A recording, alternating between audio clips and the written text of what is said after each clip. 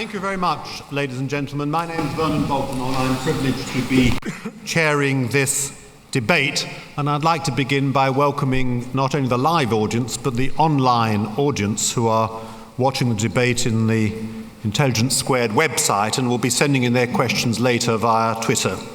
Now, the motion, as you know, is about the alternative vote, and you will be casting your vote at the end of the evening, and you do that by tearing the tickets that I hope you've all kept and voting with either the for or the against slip. Though there's also scope if you're a don't know and you then place the entire ticket in the ballot box, which is, I suppose, yes and no. Now, what will happen is that there'll be 3 speakers on each side, 3 for the motion and 3 against the motion, and they'll be speaking alternately. And the first speaker for the motion, whom I'll introduce in more detail in a moment, is Anthony Barnett, who's sitting on my immediate left. He'll be followed by Rodney Leach, who's sitting on my immediate left. The second speaker for the motion will be Peter Kellner, who's sitting 2 to my right. And the second speaker against the motion is Michael Pinto-Duschinsky, who's second on the left.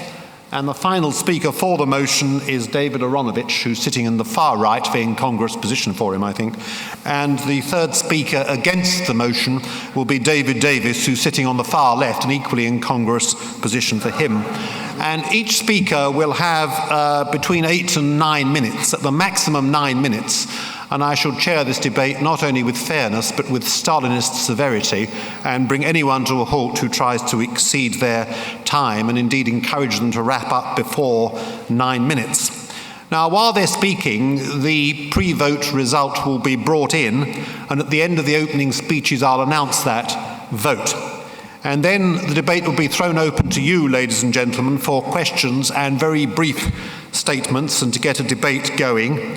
And at around 8:15, there'll be very brief summing up speeches from each of the speakers here, each of the 6 speakers, and then we will have the final vote. So I should add that you'll be hearing very strong partisan views from these 6 speakers, and if you want a really objective view, you ought to get a book called The Coalition and the Constitution, written by myself, which by chance is on sale here, and I'm happy to sign copies for you afterwards at no extra charge. But before doing that, I'm sure you want to hear the debate from all these biased speakers. The first is Anthony Barnett, who's very well known to everyone involved in the world of constitutional reform. He's perhaps best known for helping to launch Charter 88 in 1988, and he was its first director. And he's written a large number of books and articles on constitutional reform and appears regularly on television discussing that issue. And most recently, he co-directed a convention on modern liberty. So with great pleasure, I call on Anthony Barnett to open the debate.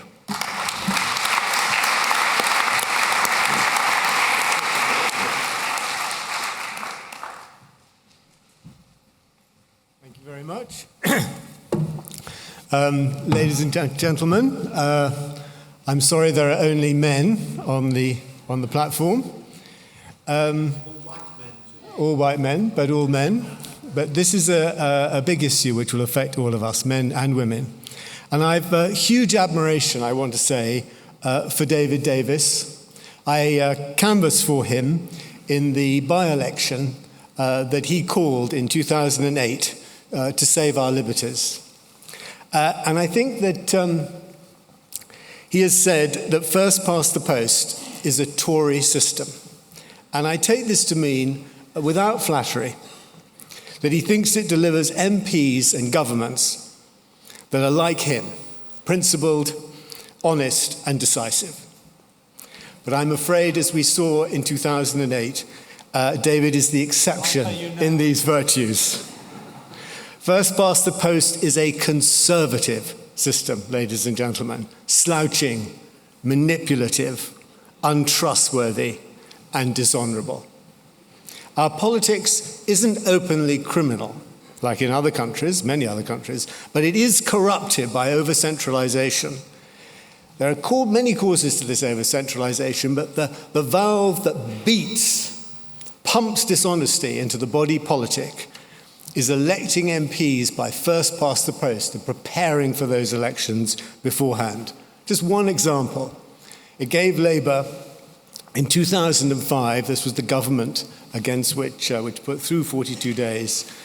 And it did so on the support of less than 25% of the electorate, less than a third of those who actually voted. Its method of focusing on the swing voter is a sophisticated form of cheating.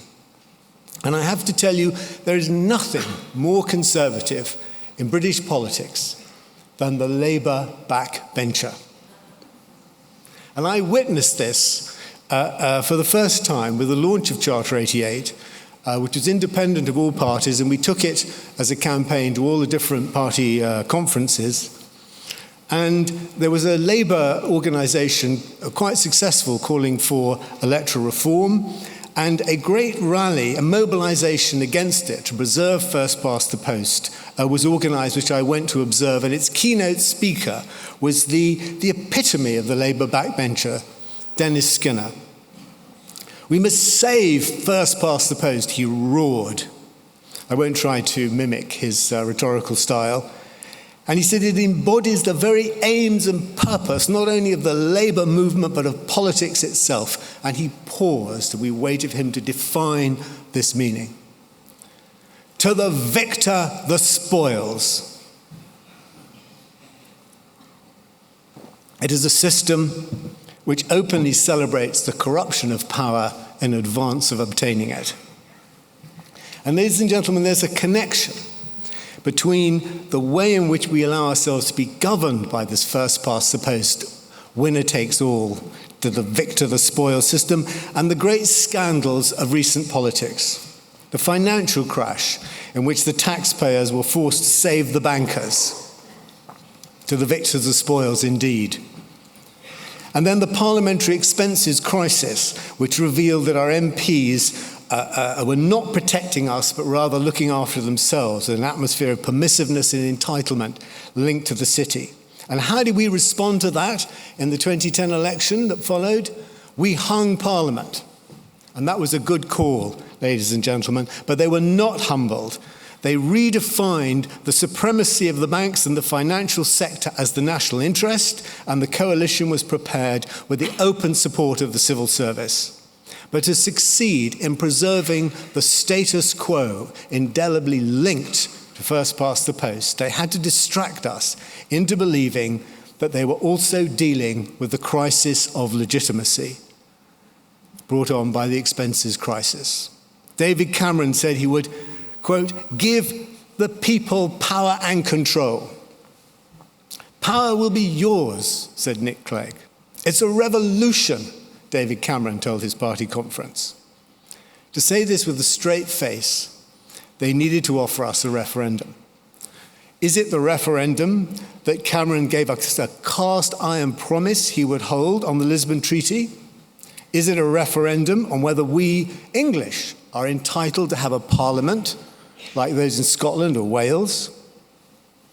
Is it a chance to decide whether the bankers should indeed get bonuses while they're on the welfare system we're paying for? No, no, no. It's not even a chance to choose a proportional system.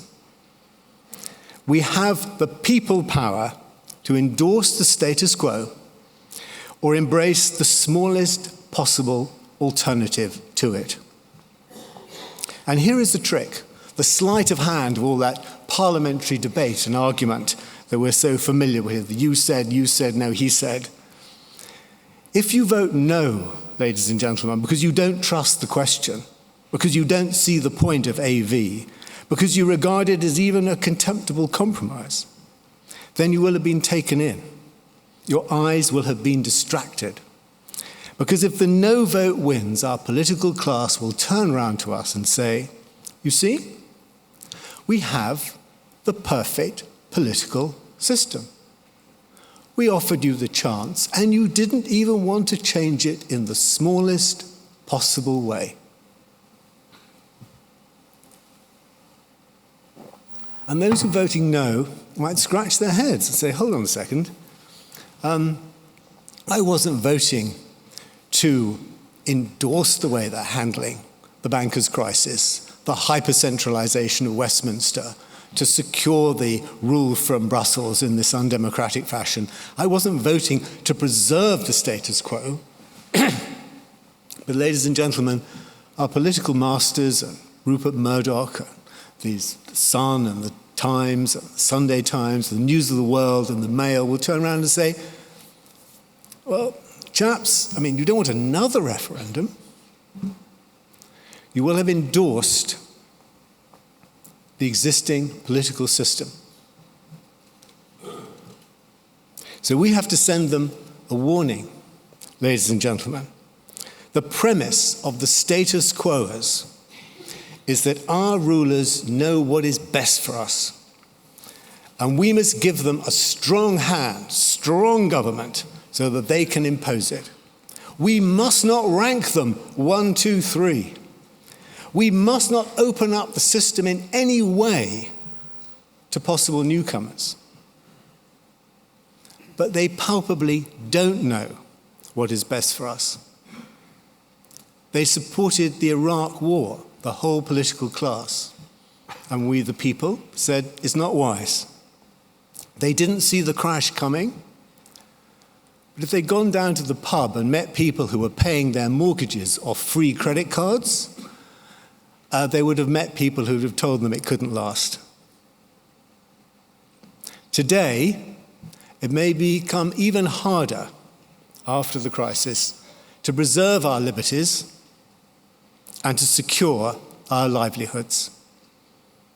But if we endorse a system that celebrates giving the spoils to our rulers, we are asking to be robbed of our freedom and our wealth, and we will be. So don't endorse the dishonest status quo by voting no and backing first past the post, winner takes all from us politics. Vote yes for a change.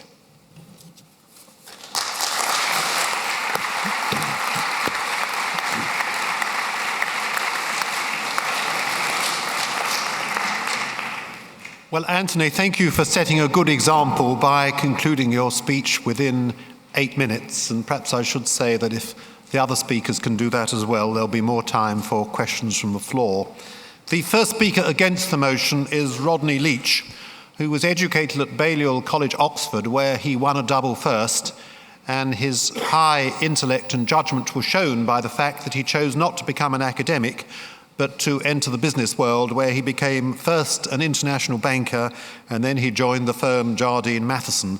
He's done a great deal of work for Oxford University and for the British Library and the Mental Health Foundation, and he's the author of a concise encyclopedia of the European Union. But tonight he's not going to talk about the European Union, but about why we should reject the alternative vote. Rodney. Well, I'm not sure you're right. I'm not going to talk about that. It seems to me that Anthony gave us license to speak about anything we felt like. The banking crisis, didn't know we were going to talk about that, the Lisbon Treaty, the Iraq War. Is this all because of our voting system?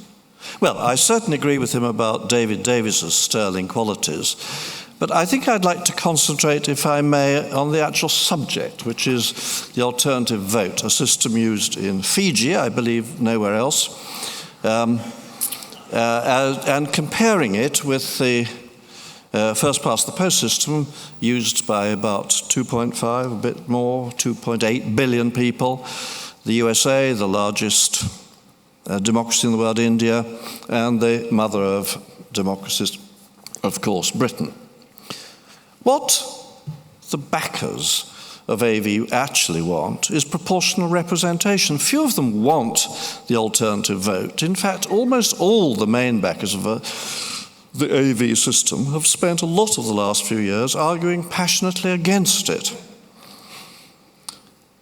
Failing proportional representation, which is not on the referendum menu, they want to turn the Liberal Democrats into kingmakers in more hung parliaments, just as there was last year when we had the unedifying spectacle of negotiations behind closed doors when the Liberal Democrats tried to decide not whether you, the people, wanted this party or that party, but whether they, the Liberal Democrats, wanted a Labour government or a Conservative government. To distract attention from the fact that AV only favours one party, the Liberal Democrats, they put on this veneer talking about AV as the new politics, the reform politics. You've heard some of that, cleaning up the broken system. And then they come to the meat of it, ensuring 50% support for all MPs and ending wasted votes and safe seats. These claims, I have to tell you, are built on sand. The system is not broken. Of course it can be improved. I mean, one thinks of primaries perhaps, of a recall system, stronger select committees. Many ways it could be improved, but it's not broken. As for the claim that 50% support will be achieved by every MP, I won't use the unparliamentary language used by Christopher Huhn recently, but I have to say it is plain untrue. In fact, about 40% of the MPs would never get to 50% vote, even though they start counting in not just the second preferences of, the Liberal Democrats, who are usually the third party, but the third and fourth and fifth and sixth preferences of all the fringe parties, which are mainly single-issue parties of varying types. I won't go through them, you all know them. They went from the monster raving loony party upwards. And the whole idea, to me, that the fifth vote of somebody who votes for the monster raving loony party should equate in weight to the first considered vote of all of you here, thoughtful people. You read the manifestos, you decide who you're going to vote for. The ill-considered fifth vote of some minor party has the same weight as your vote.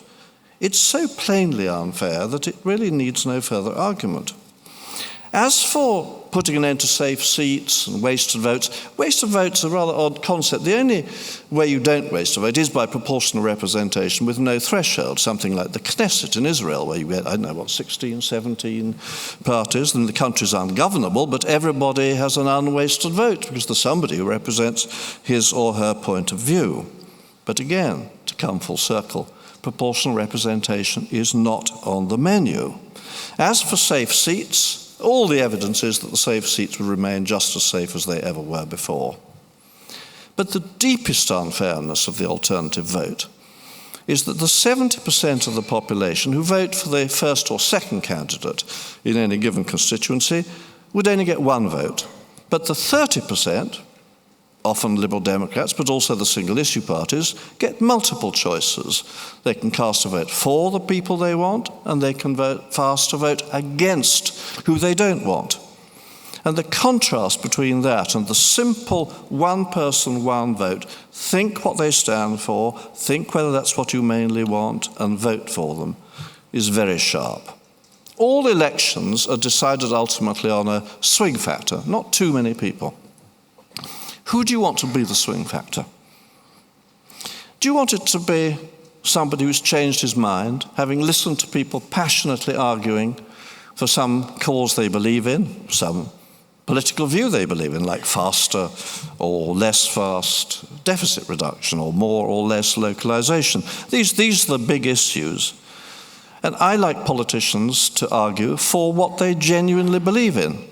Under the alternative vote, because the fifth vote of the fringe parties would count just as much, what they will do is cultivate those fringe votes. They'll start arguing for things they do not believe in.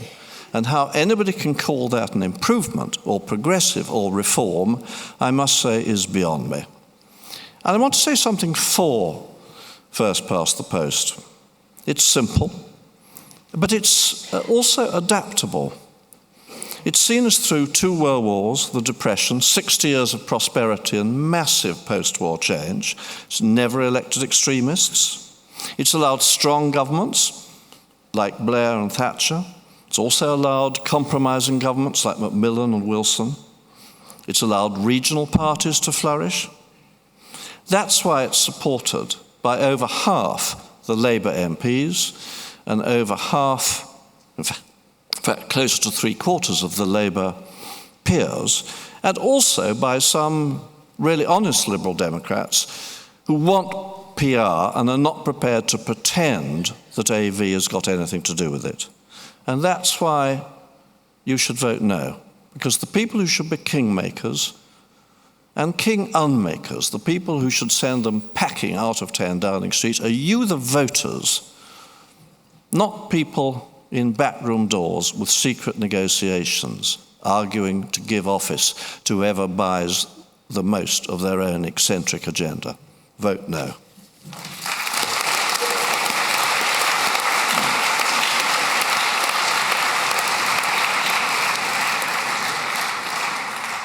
Well, Rodney, thank you very much. You've set an even better example by finishing within 7 minutes, which we're all most grateful, I think. The second speaker on the yes side is Peter Kellner, who founded the famous online survey research company YouGov and served as chairman of it for many years. He's one of the leading electoral analysts in Britain, psephologists, students of public opinion, and he's going to speak for the motion.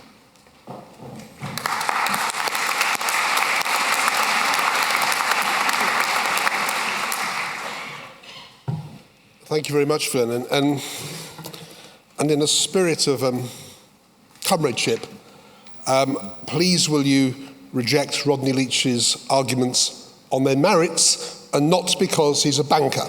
I don't want you to regard the fact that he's a banker as in any way relevant. Just think of the arguments. But I would like to pick up, I think, a couple of mistakes. The first is that let's get our history right. Rodney talked about the coalition being formed last summer, and indeed in the AV literature it says AV leads to broken promises. And it goes on to Nick Clegg and tuition fees and so on. Now, my memory of last year's election is that it was fought under first past the post. So historically, I think we should say that first past the post leads to broken promises.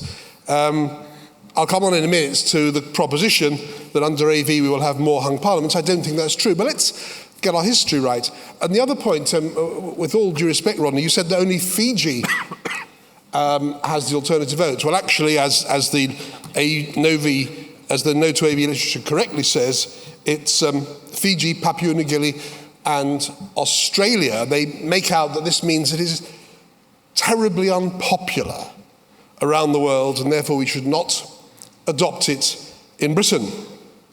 Well, you know, if you'd had a debate about the franchise in the 1860s, you could have said, and perhaps people did say, we should not give women the vote, because the only places in the world where women have the vote are the Pitcairn Islands and, wait for it, South Australia. I have to say, Australians were out of line then, they're out of line now, they were right then, and they're right now. However, what I'd like to do now for the remaining time is to conduct a little experiment. I want to see if I can get across a case in which it is accepted that there is not all merit on one side and all doom and danger on the other side. I have long believed and have written that there is no such thing as a perfect voting system. Every voting system we're familiar with has its strengths and has its weaknesses. And if the six of us can agree on that, I think we'll be making some progress. Now, here I think of the advantages of the alternative vote. It keeps our constituency system. I'm not personally in favour of proportional representation, partly because it breaks up the constituency system. But AV keeps constituencies. AV ensures that to win, you have to have a majority of those who vote, or at the very least, and this is where I think you have one of the great disadvantages of first past the post, it is impossible under AV for an MP to be elected who is actively disliked and opposed by a majority of local voters. Thirdly, AV keeps out extremists. There's been this bizarre spat about the BNP and whether they're for it or against it. Well, they're against it, and for good reason.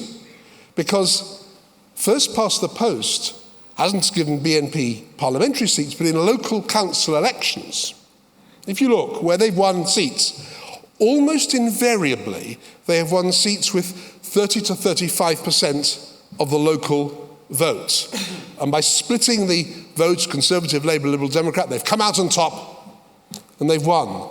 Had we had AV in those council elections, I believe that the BNP would never, ever have won a single council seat.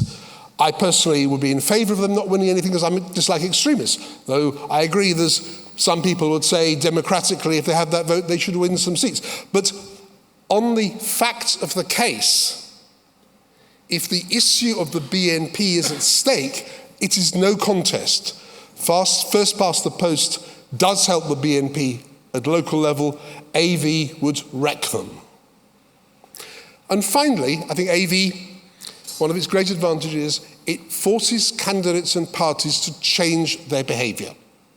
They have to look beyond their natural tribal base.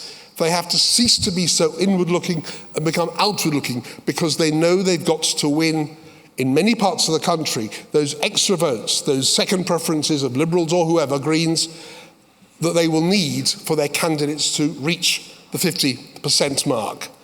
And I think that would be healthy for our politics, to be less tribal, to be more inclusive. But I said every system has its advantages and disadvantages. I'm now going to concede a couple of disadvantages. Under AV, there will still be many safe seats. Probably not as many as now, but still a fair number. And secondly, I would concede that it would still leave Labour badly underrepresented in the south of England and the Conservatives badly underrepresented in Scotland and the north of England. So I'm putting out as fairly as I can the advantages and disadvantages. So I'm in favour of AV, not because it will solve all our problems, but because it is a significant and distinct improvement on what we have now. And the final point I'd make is this. The No campaign have said that AV will lead to more hung parliaments, more coalitions, more broken promises. They've also said it'll be even more skewed than first past the post. It'll lead to more landslides. I don't think either is true. Because the point about a change in the voting system, it's like if you change the offside rule in soccer or the LBW rule in cricket, change the rules and you change the way the players behave. Australia, which has had AV for 80 years, has far more seldom had hung parliaments than we've had under first past the post.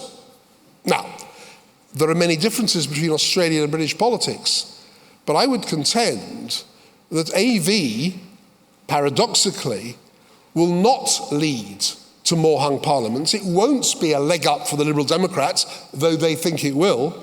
Actually, I think it'll lead to more binary politics.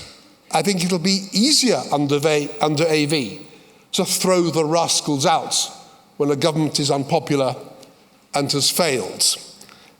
Specifically, I would contend that the Liberal Democrats will find if they get AV, that very quickly that a lot of the support they've got in the last 20 years, the generalised protest vote, the generalised we want cleaner politics vote, the generalised anti-big battalion vote, that will fracture. That will go to other minor parties. The Greens will do better, UKIP will do better.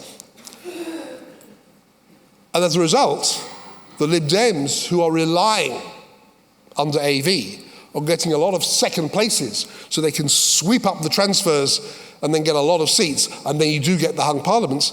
That won't happen.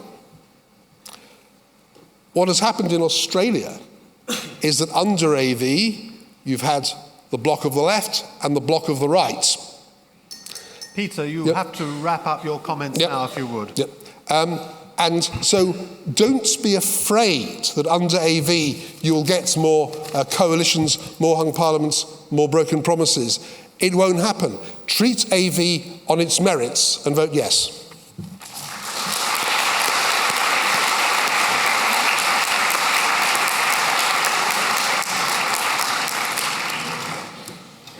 Thank you, Peter. The second speaker against the motion is Michael Pinto-Duschinsky, who is a senior research fellow in politics at Brunel University and an authority on political finance.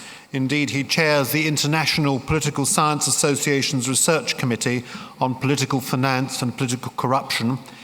He's also got a great interest in the Human Rights Act and has just been appointed a member of the government's commission on a British Bill of Rights, and he's the second speaker against the motion.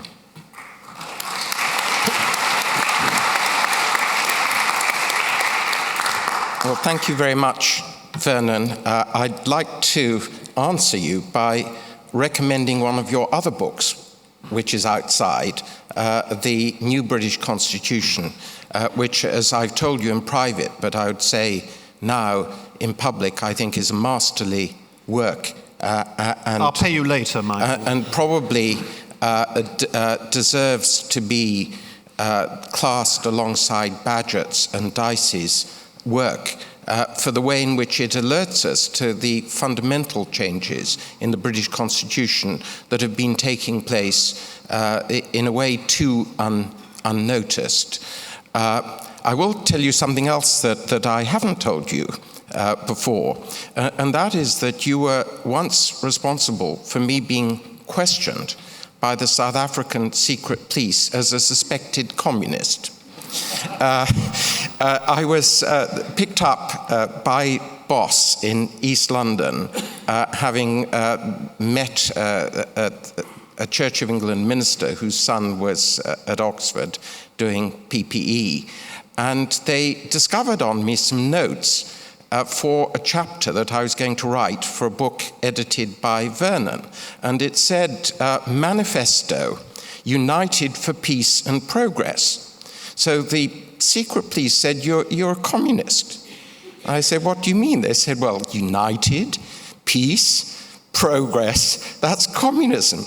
I said, well, actually, it's the Conservative Party Manifesto of 1955, and the title of it.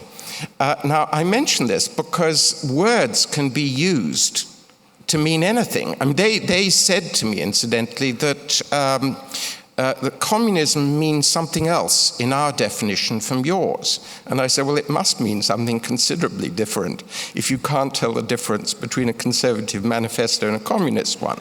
And I think we have had there is a tendency to misuse political rhetoric, and we've had some of these words misused this evening. Tribal politics.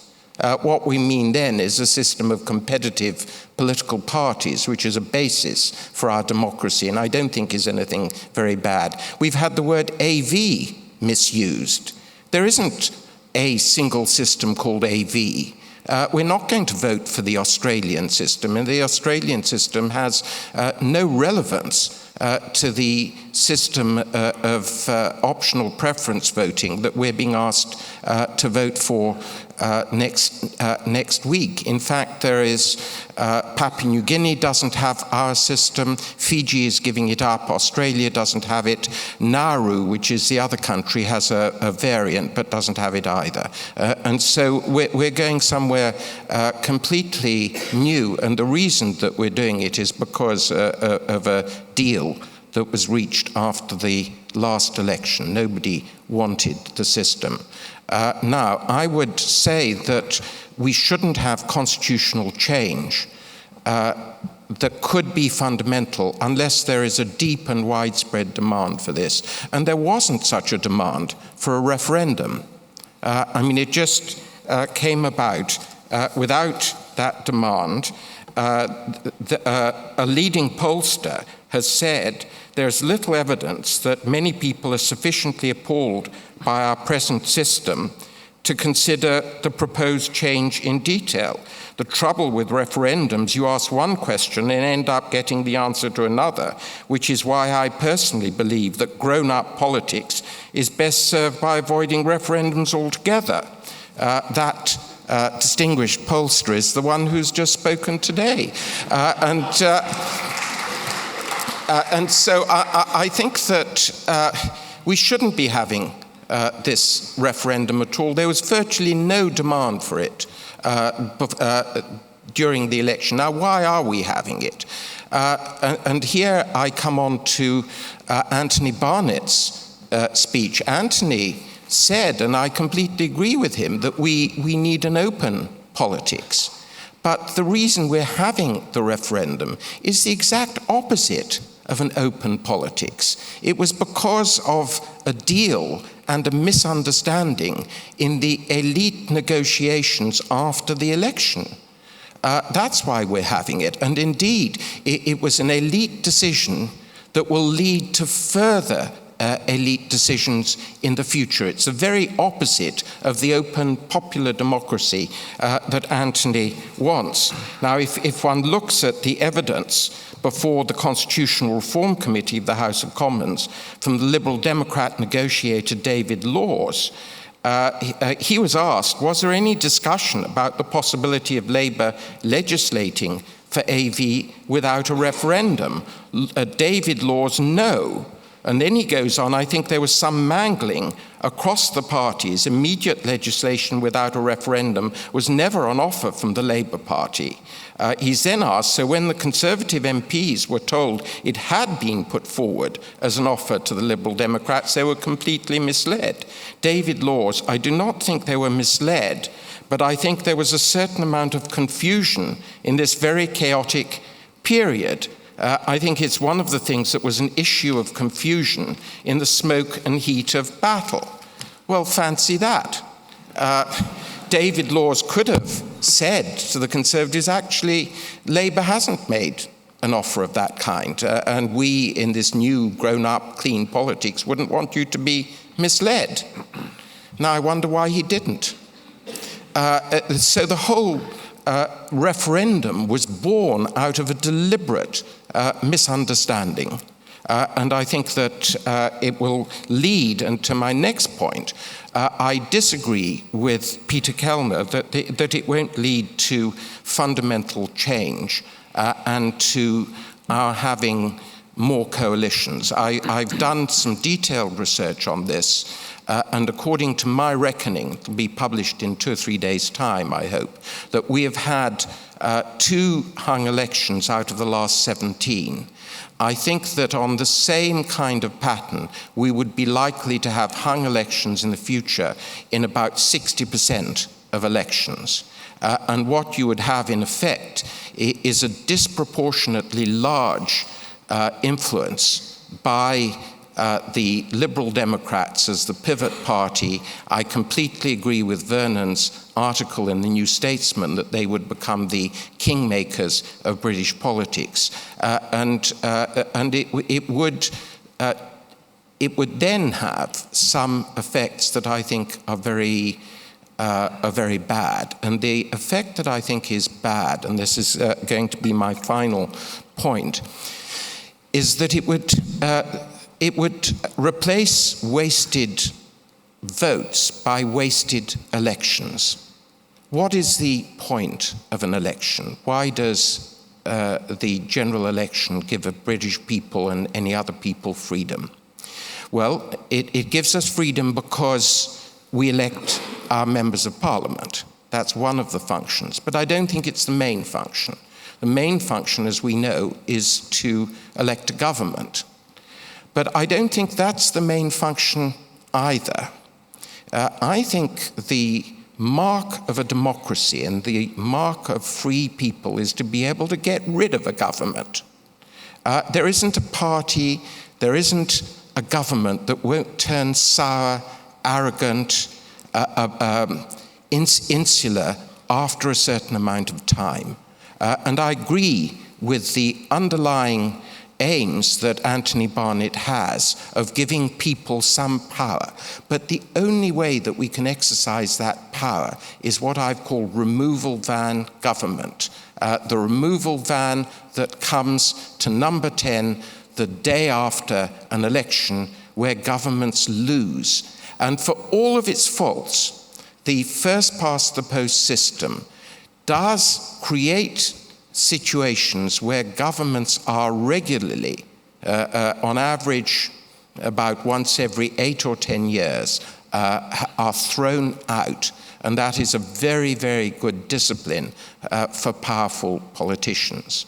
If we change the system, and if we have a system that is maybe fairer to the Liberal Democrats and gives them a deciding power, we will have these usual coalitions, and what we will then have is an election that decides very little, and the real election takes place afterwards. And you'll have politicians saying, well, we told you one thing during the election, but actually we're now going to do another. We had preparations for government by the Liberal Democrats with preparations for a coalition and the policies that they really wanted. Wouldn't it have been nice if the Liberal Democrats had told the electors what their secret plans were for coalition? In other words, which of their policies that they were putting forward they really wanted and which ones they were willing to bargain away. The essence of coalition making is secrecy and chicanery. And this is what we'd be letting ourselves in for by change in this system. And that would harm not only the Conservatives, but it would harm Labour. There may be an attraction now to say in the Labour Party, let's go for a deal with the Liberal Democrats by voting for AV. But if they did that, they would find that the Liberal Democrats would do the dirty on them in the end, and they would be the kingmakers of politics, even though they were a minority. And so I do think that some very deep consequences could happen from a vote that has taken place in this accidental and dishonorable way. And so it's very important not only that you vote against the motion, but also that you encourage your friends to go out and vote in this crucial referendum next week. Thank you.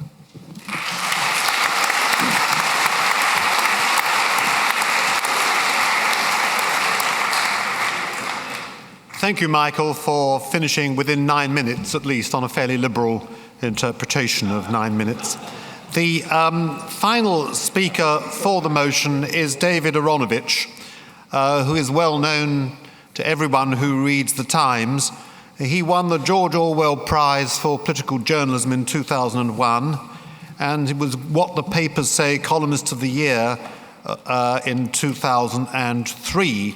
He's written a large number of books, including Voodoo Histories, The Role of Conspiracy Theory in Shaping Modern History, his last book, published in 2009. And I don't know on which side conspiracy theory puts you on this debate, but at any rate, he is the final speaker to argue for the alternative vote. David. Thank you very much, Vernon.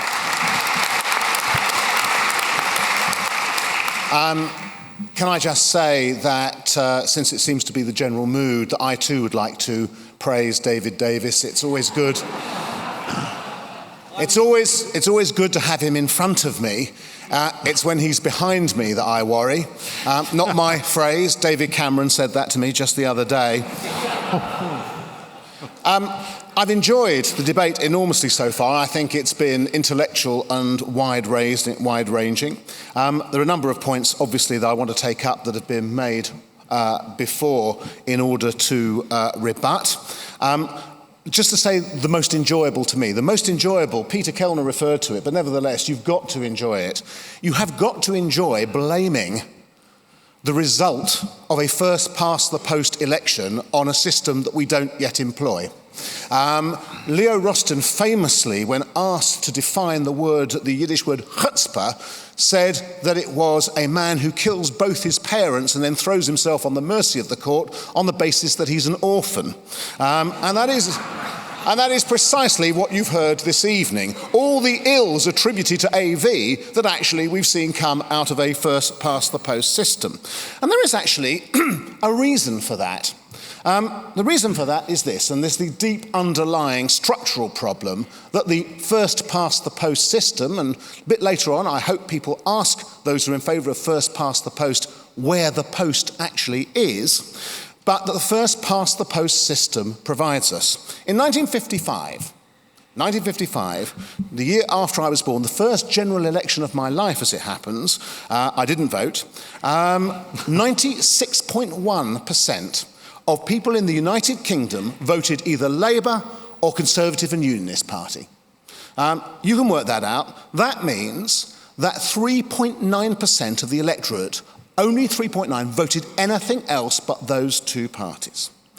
By 2005, 50 years later, 67.6% voted for the two major parties, and you can work that out as well. That means that 32.4% of people by now voted something other than the two major parties. Incidentally, that period saw a drop in turnout from nearly 79% to 61%. And at the last election, the two-party vote was down to 65%. So, the third or fourth party vote in this country has gone up from 3.9% to 35% in that 50 years. And the problem with our system is that first-past-the-post system in one seat cannot cope with what that means in practice. It cannot cope with the fact that increasing numbers of Britons simply do not want to vote for one of the great duopoly, despite the fact that they are constantly told that to do anything else is effectively a waste of vote, and despite the fact that actually under that system increasingly it has been a wasted vote. Nevertheless, that is what they have done. And what has the result of that been? Twofold. One, minority mandates, those seats where the MPs get either less than 50% or considerably less than 50%, has gone up absolutely enormously. In 1955, there were only 57 MPs who were elected on less than 50% of the vote.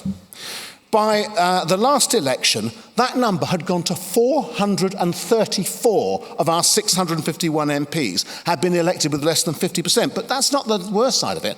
112 of those had been elected with under 40% of the vote, and 8 had been elected with under 30% of the vote.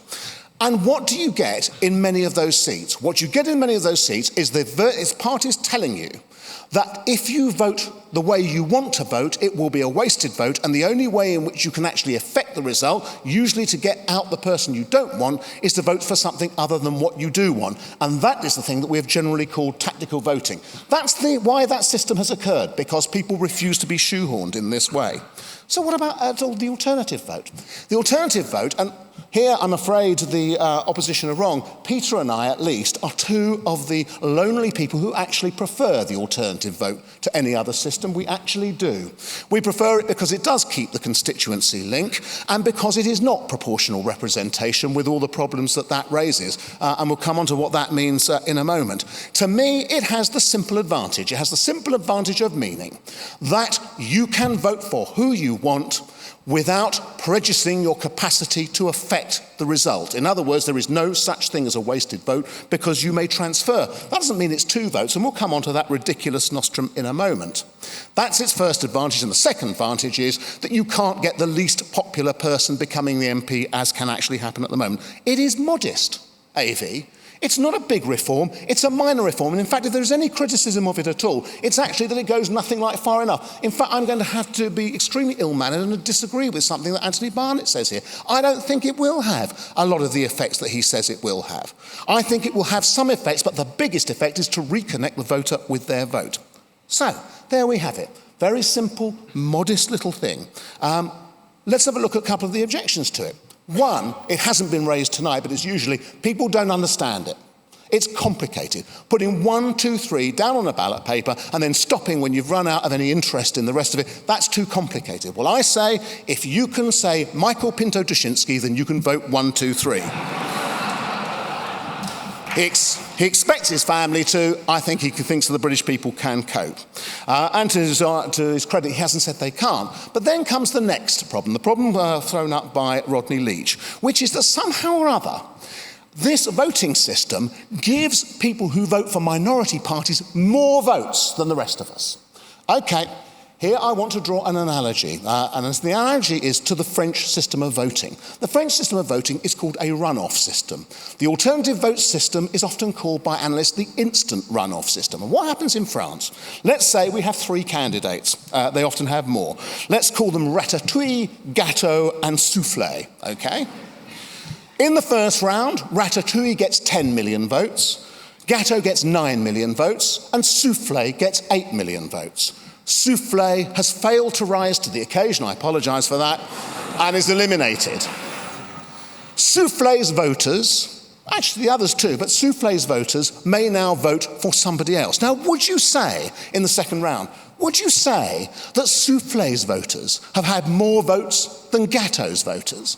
Of course you wouldn't, and nor is it true in the alternative vote either. It's an instant runoff system. You have one vote, it's transferred. And this notion of increased votes is actually a huge smokescreen. I'm not going to call it a lie, it's a smokescreen. So there we are. It's incredibly modest. So why be so opposed to it? What is going on here? Why are these people on my right so insistent that it's such a dreadful thing? Well, in the first place, psychotherapists, as my friend the psychoanalyst remind me, always say, all change is loss.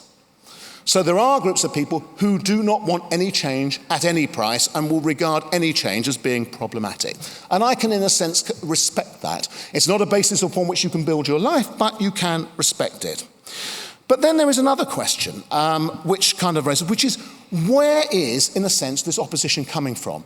And I would say it is coming from conservatism with a big C, not conservatism with a small, but conservatism with a big, big capital C, not the party, but the state of mind and the mentality that is terrified of change. In David's case, in a way I can understand it, because if first past the post had been the system for electing the Tory leadership, then he would be Tory leader right now.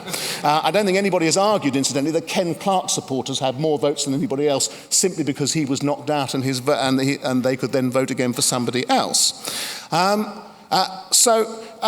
The origins of his conservatism about first past the post are not hard with Rodney Leach.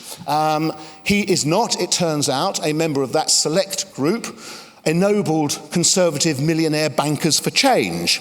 So far, that is not a great surprise. I am more surprised by Michael Pinto-Duschinsky's opinion. And then he pressed into my hand this copy of Standpoint, this magazine that he wrote for, and and he writes absolutely excellently. I thought he was just going to shake my hand, but he put this copy of Standpoint in it. And what he says in that is that AV represents the virtual destruction of the Westminster model of democracy. But of course it doesn't. How could it possibly? You have your constituencies, you just rank your candidates 1 to 3. What is going on there? And then it turns out that according to Michael, and it's quite right, I have written a book upon conspiracy theory, that actually it's all part of a gigantic European plot with Gus O'Donnell, who is the head of the Cabinet Office, in the middle of it. Also Peter Riddle, the former political editor of The Times, is involved, funded by Lord Sainsbury. It meets at Ditchley Park, and it includes within its inner core of experts people like Vernon Bogdanor, you wicked man, Vernon. I shall be even more wicked if you don't wrap up within the next minute, because your time is coming to an end. I will wrap up within the next 30 seconds.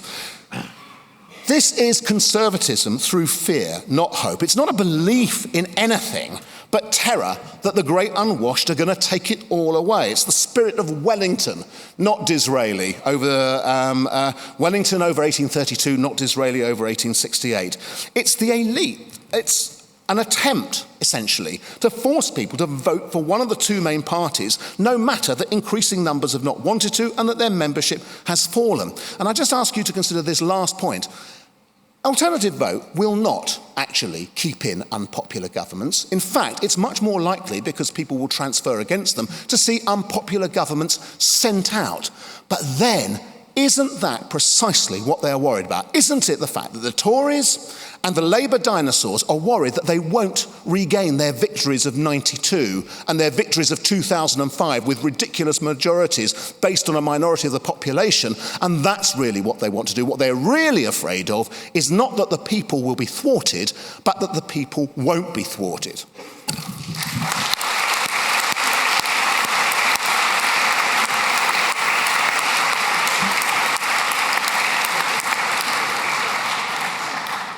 There's one issue on which all the speakers so far seem to agree, namely that David Davis is a good thing.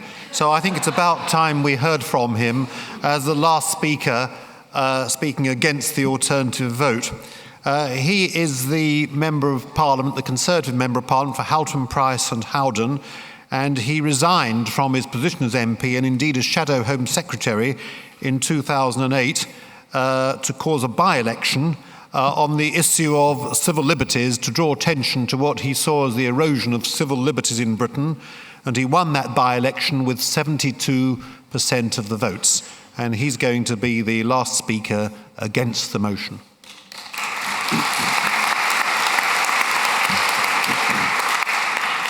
You'll be glad to hear I am not going to start with a view on the merits of David Davis. But you will be, I suppose, unsurprised, having heard all of that all of the proponents in this argument are actually friends of mine. This is perhaps unusual in a debate like this. And so this morning when I woke up, I actually felt a sort of sneaking wave of sympathy for them. I mean, can you imagine if you were Peter Kellner or Anthony Barnett or David Aaronovitch, how you would feel when you switch on Radio 4 at 7:10 and hear that the newest recruit to your side is Peter Mandelson?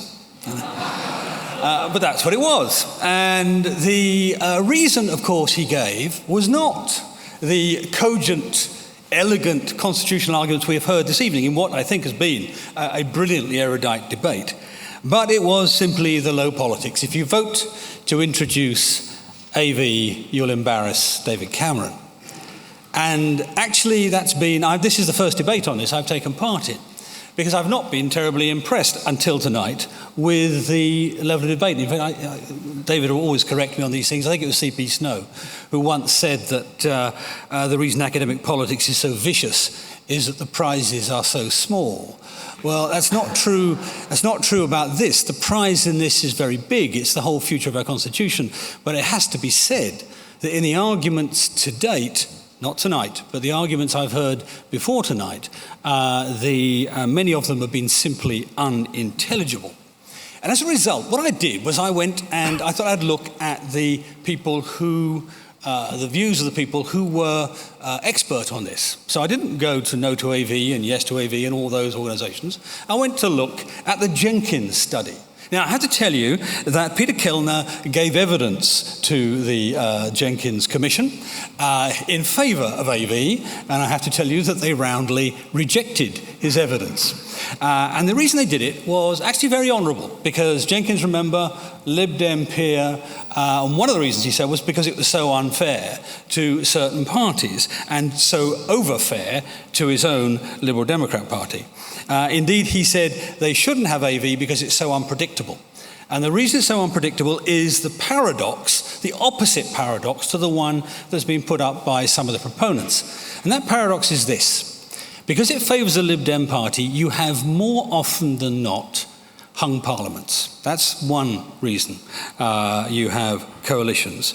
But when you don't have the coalitions, it tends to act to create a landslide because it culls together negative votes. You actually vote against people really in AV rather than for them. So you have this combination over time of two types of parliament. A coalition parliament where nobody is bound by a manifesto, and a landslide parliament where nobody is bound by anything. I'll just remind you, when we had the by-election that actually Anthony turned up and campaigned for me in, it was shortly after we had defeated, a couple of years after we had defeated Tony Blair in the 90-day, in his idea of locking people up for 90 days without charge.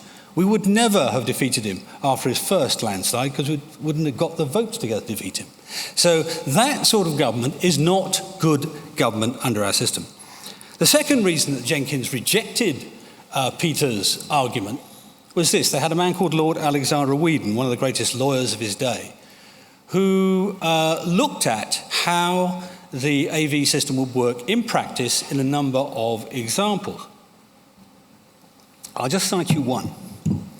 In his one example, he said, right, let's take a case where a Tory, let's say, gets 45% of the vote, and Lib Dems and Labour come second and third, almost split the remaining vote. Whether the Tory wins or not depends on who comes third. The outcome of the election is not decided by who's the most popular up front, it's who comes second or third, because the split is different. Now, what sort of electoral system is it that actually gives you the outcome on the basis of who comes second versus third, not who comes first? And that's why Churchill, I think, described it as something like the worst votes cast for the worst candidates. That's what it's about. And we've heard Anthony start out, I thought a very eloquent speech, talk about the reason he preferred this, because he wanted to see a change, an influence in Member of Parliament's behaviour. Well, there are two areas. I fight elections, so I do at least understand this from the inside rather than the psychotherapist view, which is David Aaronovich's preference. He would know. The simple fact is you've got two ways of fighting an election. You can fight to maximise support, in which case I hope you fight on high principles, you fight on strong arguments, you fight on what you believe in, not what you don't believe in. Or you can fight to minimise opposition. And that's what this system encourages, people fighting to minimise opposition, what somebody called hedge your bet politics. Of course, what it does is it maximises broken promises. And let's explain why. That tuition fee episode for the Liberals, or indeed their collapse on control orders, Anthony, or their weakness on 28 days, they didn't happen because the Lib Dems are bad people or dishonest people. They're not. Many of them are friends of mine too. I count Clegg as quite a close friend. But the simple fact is they never expect to be in government. And that creates a certain characteristic, a certain behaviour pattern. What this will create is a certain desperation. You buy votes with promises of right, left and centre. And if you're expecting coalition governments, you won't have to deliver on them either. So it does have an effect on people's behaviour. It does have an effect on the way people would fight elections, but not the effect that Anthony has described. It would be a corrosive effect. It would make elections less honest, not more. Less certain, not more. It also, we've heard about the effect on the BNP. Now, I take the view, I'm a Democrat. If BNP wins, BNP wins. But let me explain something else to you. I come from the north of England. The urban north is my natural home. You can't hear it in my accent now, but that's where I come from. And the BNP in many parts of that part of the world have 6, 7, 8% the vote, maybe, in areas where there are high tensions. What do you do if you've got 45, 46, 47% of the vote? And the person who's going out, the first person who's going out, you want to get his votes. Now, I think most MPs would ignore that. Most would-be MPs ignore that, but some won't. So what you're asking for is a system that encourages a would-be MP to try to win the votes of the outgoing extremist. One thing worse than having the BNP win is having other people adopt their stance and their policy. Anthony said this is the smallest possible change to our system. No, it's not, Anthony. It's the worst possible change to our system. There are powerful arguments for a proportionate system. And if that was up here, I'd have a much tougher time arguing it. And there are powerful arguments for a decisive system, which is what we've got. It gives you decisive, clear, strong government. But AV is neither. And although two of the people on the panel this evening actually believe in AV over other things, they're unusual in the campaign. The truth is, most of the people who are campaigning for AV see it as a stepping stone to something else. So a vote for AV is actually a vote for constitutional instability. And that's why I ask you to vote against this motion this evening. The simple truth is, we have a system that's worked well over centuries. It delivers decisive outcomes when we need them, and occasionally coalitions when we need them. And as one side of it, by the way, in terms of Anthony's view on British politics, he did in a throwaway line say that we have, he thinks, corrupt politics, but we actually have some of the most honest politics in the world. And first past the post has been a major part in delivering that too. Thank you.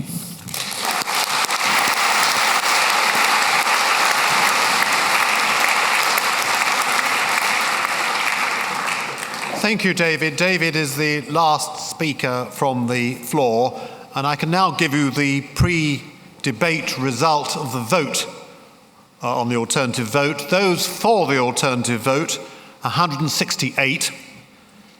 Those against the alternative vote, 199. Don't knows, 112. So there's everything to play for. A small majority of 31s for the antis, but 112 don't knows. And the debate is now open to the floor. We've got about 25 minutes, and I'm going to be ruthless with you as I was with the panel. Please make your questions or statements short, no longer than 2 sentences, please.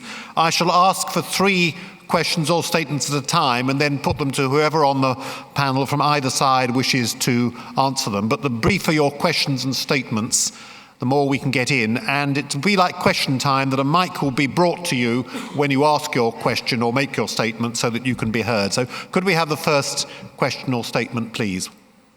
I can't see a hand. Yes, someone over there, I think in the middle. Lady, I think in the middle.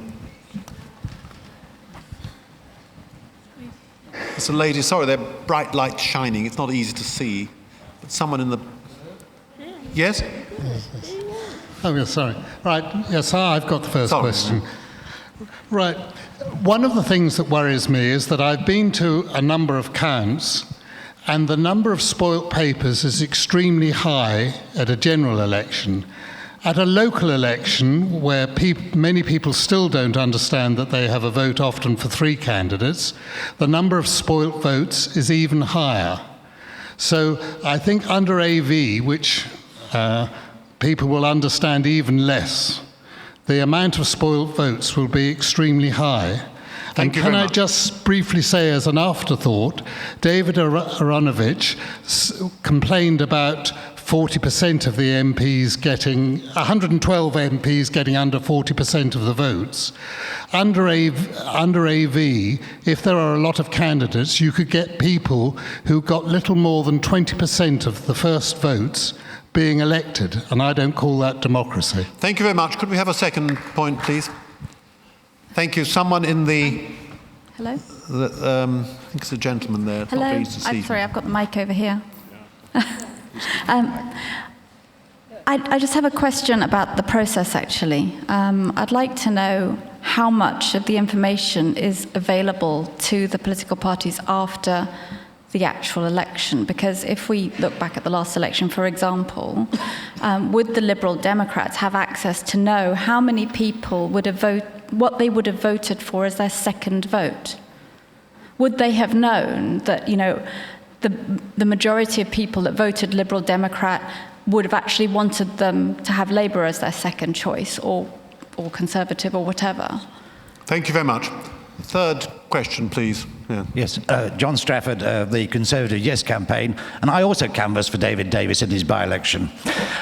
It is time, Chairman, for power to be given back to the people. Time to break away from the sleaze, the fraud, the fiddles of the past that helped to destroy the people's belief in democracy. Let us begin a new chapter and create a democracy where MPs have to appeal to a majority of their constituents to get elected instead of to a minority, where MPs are accountable to the majority of their constituents, where MPs are more representative of the people. Let us ride this rainbow of opportunity which this referendum presents to us and grab the pot of gold at the end of it by voting yes to the alternative vote. The pot of gold is a new politics, a vibrant politics, a new democracy. It will once again give power to the people.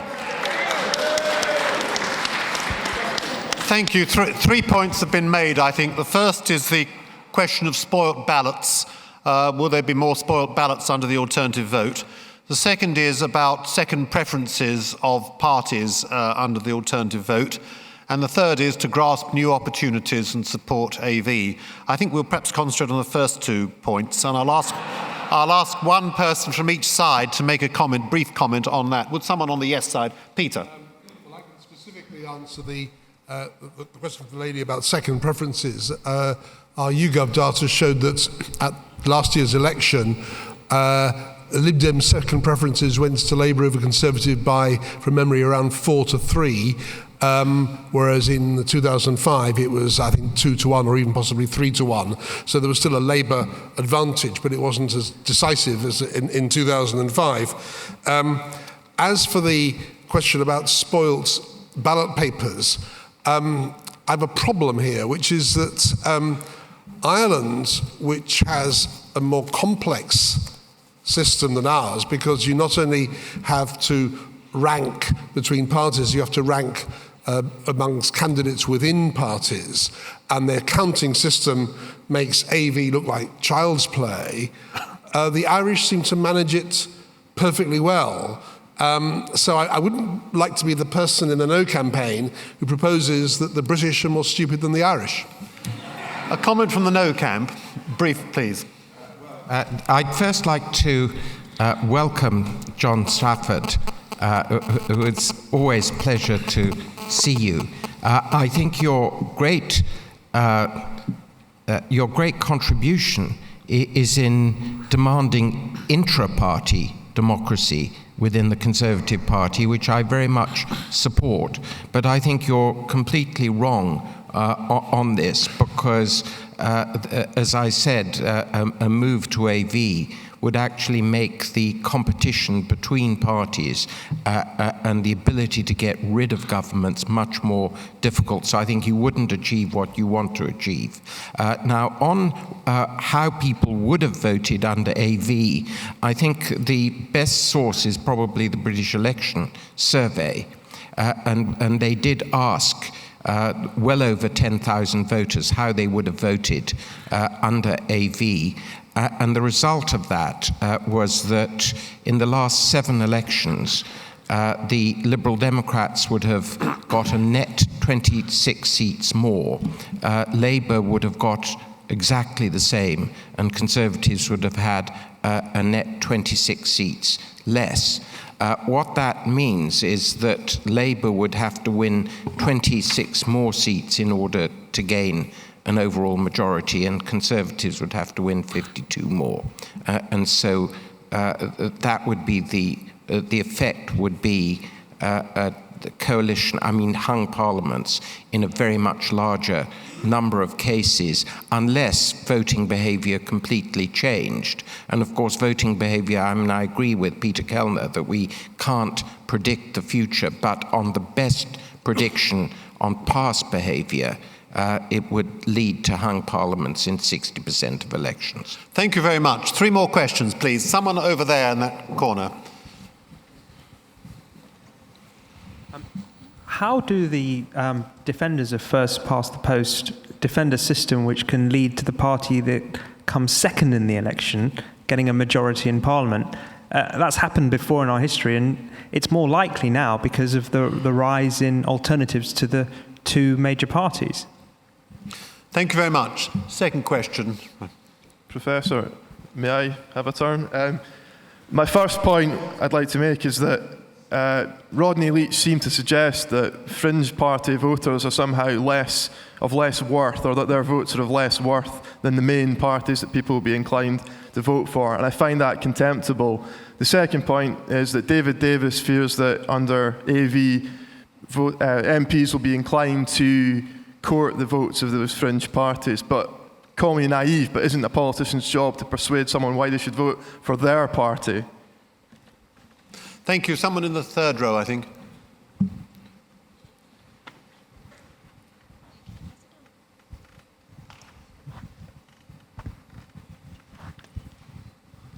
Oh, hello. Richard Collins. The David Aaronovitch seemed to me to get hit up on a rather curious point.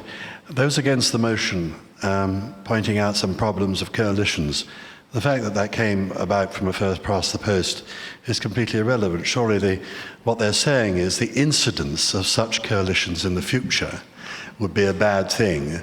And pointing that out, and the fact that the likely increased incidence didn't require chutzpah, just intelligence. Thank you. 3 points. That the under first past the post, the second party can come first.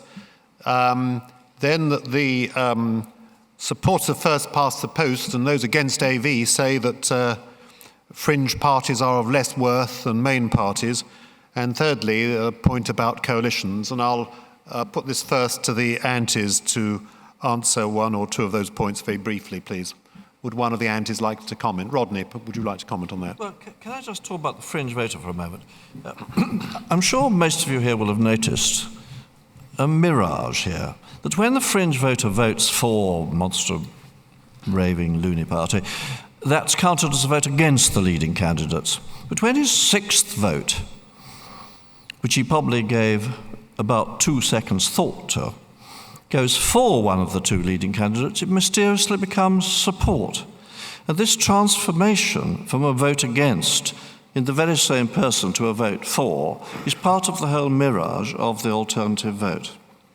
If you ask your child his favourite colour, or her favourite colour, you probably get a very thoughtful answer, or favourite pudding. You probably get a very thoughtful answer for the first choice and for the second choice, but it's very well attested academically and in all our private lives.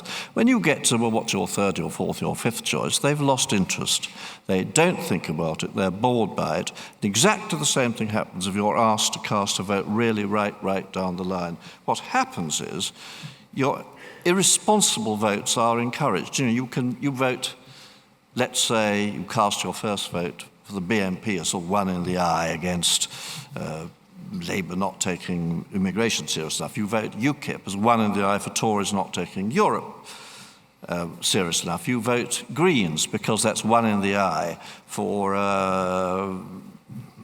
free marketeers.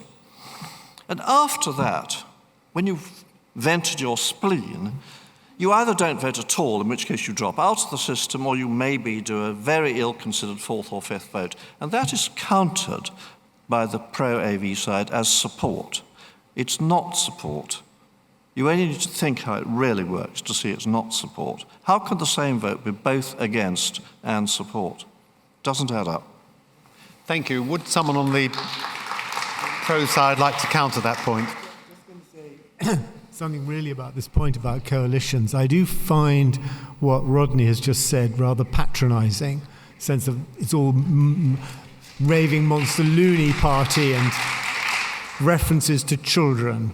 If somebody under the AV system wants to say, I want to vote Green or I want to vote UKIP, and then that doesn't add up, they can then say, okay, there is a choice between the two main parties, and I'm going to transfer my vote to that. And that's a perfectly adult and responsible thing to do. It opens the system up.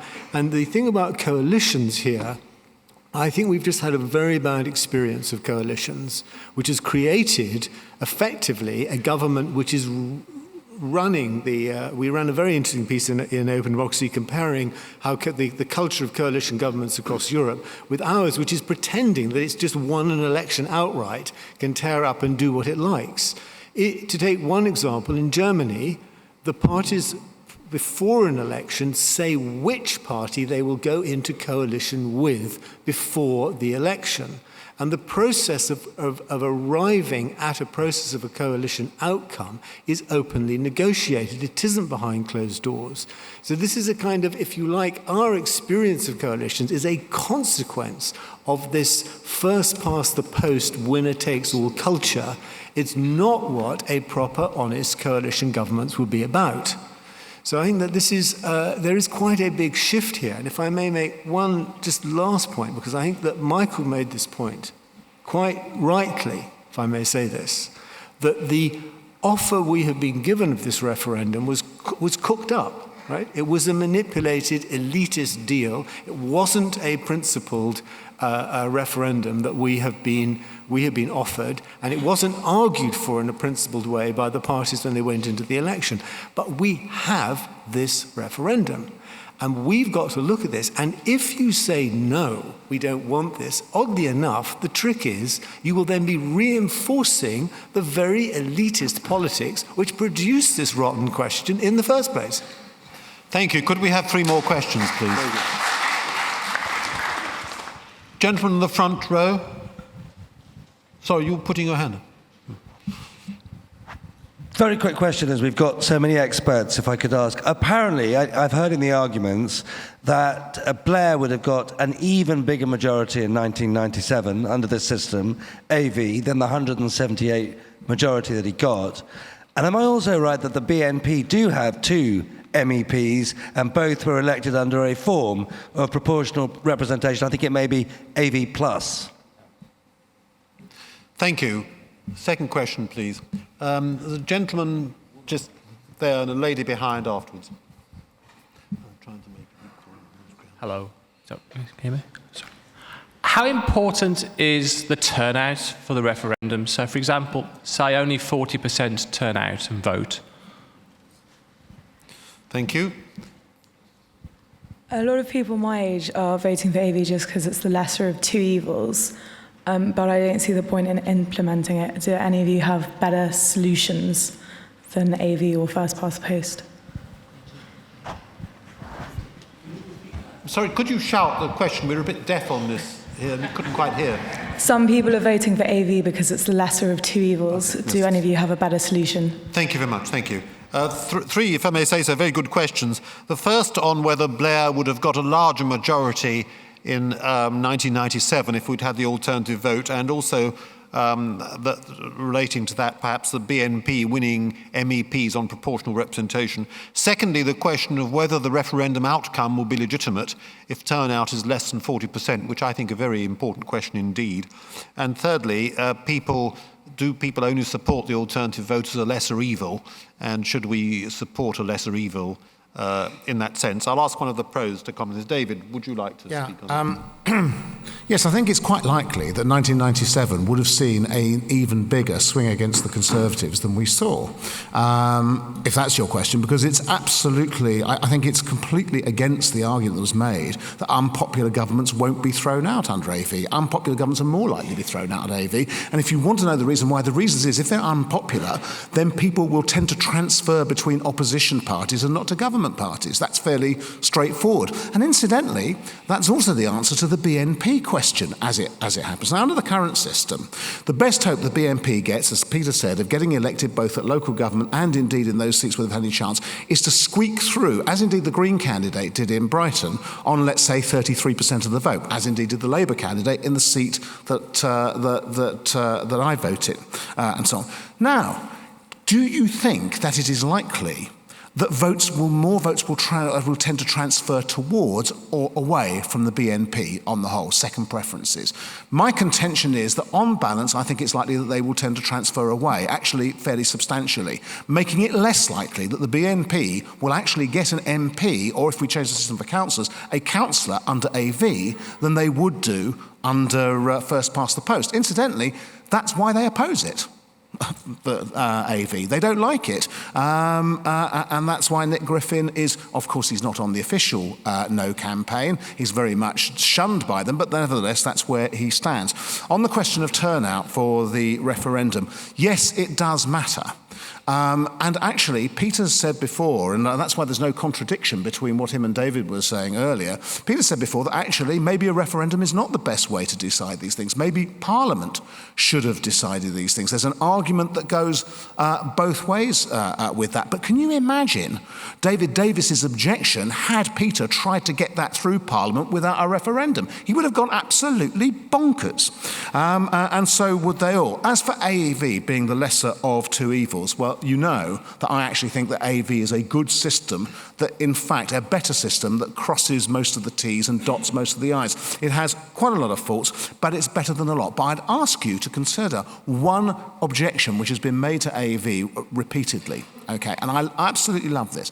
What David Davis has said is it lets in unprincipled government that doesn't have to follow its manifesto. Ask David Davis where in the Conservative manifesto you discovered the proposal to fundamentally alter and reform the National Health Service in the way in which the government is currently doing. You won't find it anywhere. This is despite his argument that one of the things that happens under AV is you seek to minimise damage to yourself. No, David, it's what happens under first past the post. And the reason why Andrew Lansley didn't mention the NHS reform is because he was minimising damage. The other explanation is too awful to contemplate, which is that David Cameron didn't know that his own shadow health secretary was planning a major reform of the NHS, and I'm sure you're going to reassure us that that was not true. David, can I put a point to you?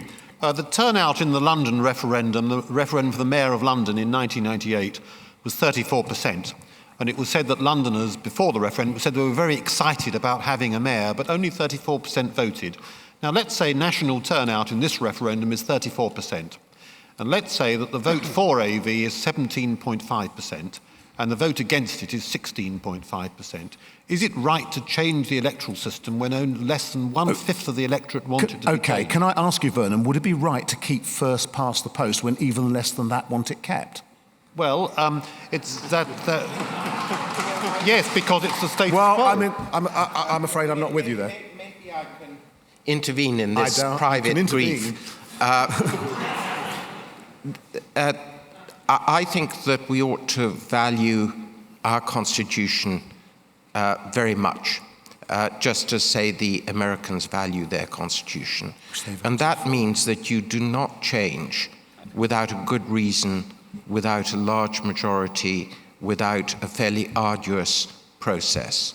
The casual way in which constitutional change has been introduced in Britain almost without people noticing is the theme of Vernon's book on the new British Constitution, and I think it's a very unfortunate part of British public life. There ought to be major debates, major majorities for changes. Michael, can I ask you a quick question? Why do you think it's changed in that way? David, I'm sorry, we haven't got time for these comments. We want more questions. You'll have time to make your points in the summing up. You get 3 minutes to sum up, and I'm sure you'll use all that time. You've got that time later. But if people are very, very brief, we've got time for 2 more rounds of questions. But if people are very brief indeed, and I'm already being looked at in a rather threatening way by the organisers for being too generous to the audience, but never mind. There are 2 more rounds of questions. If people are very brief, could we have the next question, please? Yes, thank you. We have here 2 cards, and presumably there would be the possibility of a third choice when we vote on this referendum issue, which would be don't know. I assume the fact we have 2 cards means that we're looking at a first-past-the-post system rather than an AV system on this particular motion. Surely what we're looking at here is using the first-past-the-post system so that we get a clear result. And that should reflect the view be the most popular view, which perhaps we shouldn't be confusing with the majority view. And even if we change to the alternative vote system, we still won't be getting, say that it's 50% or more, we still won't be getting a true majority view because the vote will be reflecting subsequent preferences. Thank you very much. Thank you. Next question, please. Someone over here, someone over there. Thank you. Thank you very much. 2 questions. Does AV produce compromise, and is compromise a bad thing? People have said first past the post gave us Thatcher and Blair. I'm a Conservative, but even I can see that too much Thatcher would have been a bad thing. We all know that too much Blair was a bad thing. Wouldn't it be better to have endlessly Macmillan and Wilson compromising governments where our sort of negative and very British emotions of disdain for fanaticism were given a dominant voice? Thank you. I think there was a questioner over there. Yes. Thank you. I was just going to ask, because the yes to AV side concentrates on the point that it's either AV, either you vote for a change, which is AV, or you vote for no change at all. But is change necessarily for the better? Because this can be seen as certain political parties badgering us into voting for AV, giving us merely the illusion of making a change, while actually forcing us to possibly vote for a system which isn't as good as the old system. Thank you very much. I'll take the last 3 questions now, I think, and then let the panel deal with them in their summing up. So the last 3 questions. Thank you. There's someone over there who's been trying to get in for some time, I think. Thanks very much. First of all, I'd just like to say that I'm delighted that we've got a vote on this at all as an electorate. It's the first time in my life we're able to vote on our electoral system, and I think that's really good news that we as the electorate should have some say on the electoral system we've inherited. But I think, for me, and I am a voter for one of the two big parties, that I really find it difficult to justify a system where less than 30% of the electorate can elect an MP, where less and less people are bothering to vote because they feel disillusioned with politics, and where non-Conservative and Labour voters remain unrepresented. And finally, I'd just like to say on Germany, with the point that's been raised, coalition is being vilified quite a lot. Coalition in Germany seems to work, and they seem to have, in my limited view, a rather successful economy and rather successful system. Thank you very much. If AV is such a fair system, why do not more democracies around the world use it, please? Thank you. Last question. Last question. I think someone over there at the back. Thank you. All the impassioned speeches this evening I think, dwelt on how people in the first-past-the-post system might vote in a system of AV. But could I perhaps pose a question to both sides of how whether a first-past-the-post system or an AV system might give us a government that is actually empowered to make the complicated decisions that we have today that are perhaps slightly more long-term than a four-year party, that these are decisions of infrastructure that will need to extend to 20, 25 years. Which system would be best in that case? Thank you very much. That ends the question period. Before summarising the last few questions, I will remind you that the ushers will now be coming round with the ballot boxes for the final vote, and that you vote by tearing your ticket into two, and you vote with either the for slip or the against slip. I mean, if you're for, you put the for slip in. If you're against, you put the against slip in. If you don't know, you place the entire ticket in the ballot box. Now, the summing up speeches will be in reverse order, but before calling upon David Davis to begin the summing up, I'll just briefly summarise, I hope accurately, the final 6 points made. The first is that is it an advantage that first past the post gives a clearer result? The second is it an advantage that the alternative vote makes more compromise? Isn't that a good thing? The third point was that this may be a good change for the better. The fourth is it's a good thing we're being consulted and that coalitions in Germany work well. The fifth was that the alternative vote would be more democratic by giving wider choice. And the sixth would be which of the systems would make for more long-term and therefore perhaps healthier policy making. I hope I haven't done an injustice to some very good and complex questions, but I will ask David Davis to begin the summing up. Every panellist has no more than 3 minutes to make their summing up, and I hope less, and then we will hopefully have the final vote. Thanks, Vernon. Can you hear me first? The mic working? Because I haven't had a chance to test mine. Yep. Let me try and deal with the questions as quickly as I can. Firstly, long-term responsibility. Which of the two systems? Actually, I don't think, in truth, either has much impact on that, except in terms of the quality of government they choose. The thing that makes politics short-term is the fact you don't last more than 4 or 5 years, full stop. And the only honest answer to that is that a 4 or 5 year term gives you a 4 or 5 year outcome in the decisions. It's actually something of a compliment to governments of all parties that they do go in for 20 and 30 year programs on things that are often unpopular. Is it HS2 or whatever you call it at the moment is one such example. The reason AV is not used around the world is because people like first past the post. It works, it's simple, and for reasons I'll come back to in a minute, it mostly meets people's requirements. Germany's interesting in terms of being a coalition. Germany was built back from the ashes after the Second World War, and for 40 years just about enjoyed unswerving growth.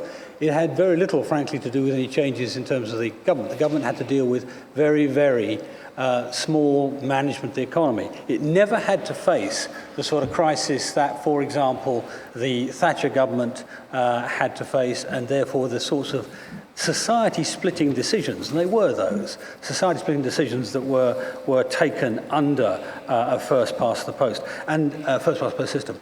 And that brings us really to the key of this. First-past-the-post is decisive. It's accountable more than any other. I am accountable to my constituents, and I have to answer to them at least every several years, if not every week or two in surgeries. I have to hold myself up to that particular issue. It's decisive.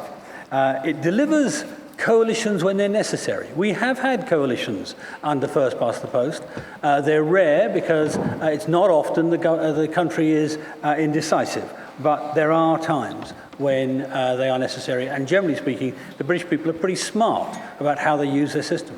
It also keeps out extremists, as somebody said in the front row. Other systems don't. Proportional representation systems certainly don't. That's why they have to have thresholds in them. And as a result, that's one of the beneficial side effects. We've never had a problem with extremism in this country for over a century. Of course, it's not proportionate. And you have this idea of a so-called wasted vote, as though a vote is a lottery ticket where you win or lose with it. Your vote is an expression of opinion, and the outcome is the outcome. It's not a question of a wasted vote. Proportionate systems have arguments in their favour too, but they're not ones I would support. For a start, they break that link with the constituency and that contract with the electorate. And whatever Anthony says about the way it's done in Germany, the simple truth is when you vote for a party in Germany, you can never be sure which bit of its manifesto, if any, you're going to get if it gets into government. Finally, people have said, well, does a turnout matter? Yes, the turnout does matter. It's entirely possible we'll get a 13-12 outcome in the coming referendum. That'd be a disaster for everybody. Michael said quite rightly that most stable countries only change their constitutions after very major debates and by very major decisions. Most of them have entrenchment of some sort. It takes more than one decision. It takes both houses of parliament. It takes more than 60% majority. Those are the mechanisms that other countries have in place when they have written constitutions to allow them to be changed. And that's for a reason. It's because we know our constitution works. We are one of the luckiest countries in the world in terms of our constitutional structure in this last century or so, and we should hang on to it very, very carefully and not change our mind unless it's a very, very clear decision by the entire population, not by a sixth of the population. Thank you.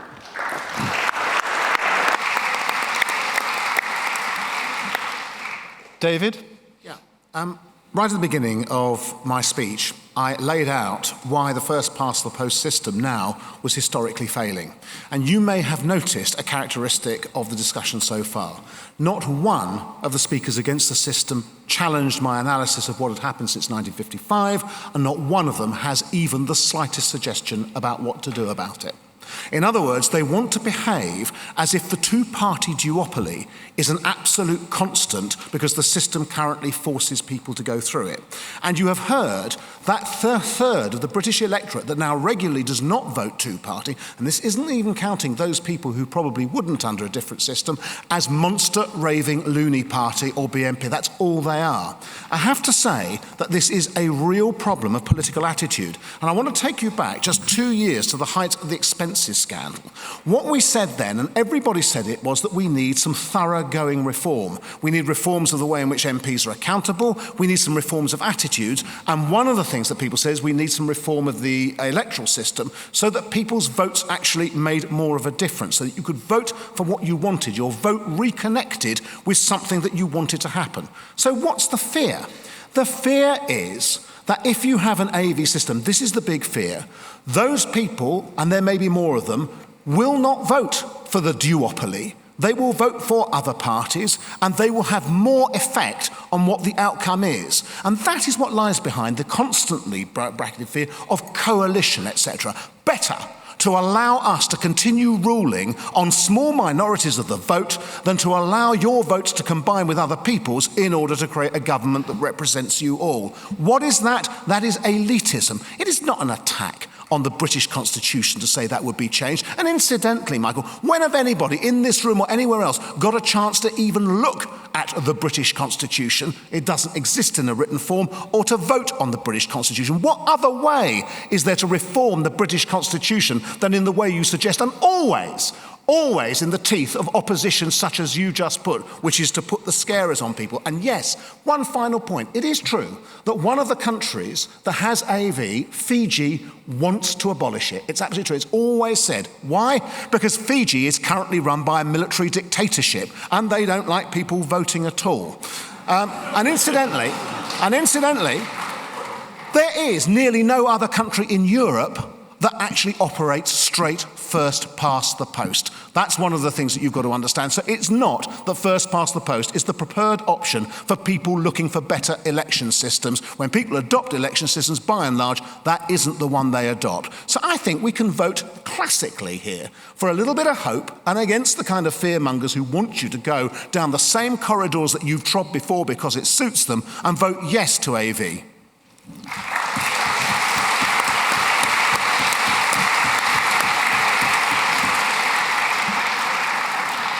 Michael.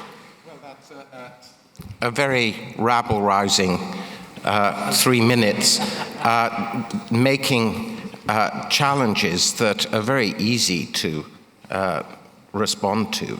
I mean, it was always one of the lessons for statistics for trade union organizers, and that is that you pick your starting point for wages or whatever from the most convenient point. So you pick 1955. Why pick 1955? Why not pick 1929 as your starting point and see where you'd get to then? Yes. Okay, I'll answer that. Actually, at the point where you're... At the point where... Please don't answer it. Please don't, Vernon. No, please don't answer it. In 1929... No, let Michael finish his point. You've had your... Please do not answer it. Changing the voting system. Please do not answer it. Go on, Michael, sorry. Well, you get an extra minute. It's very, very convenient. You get an extra minute to take that as a starting point.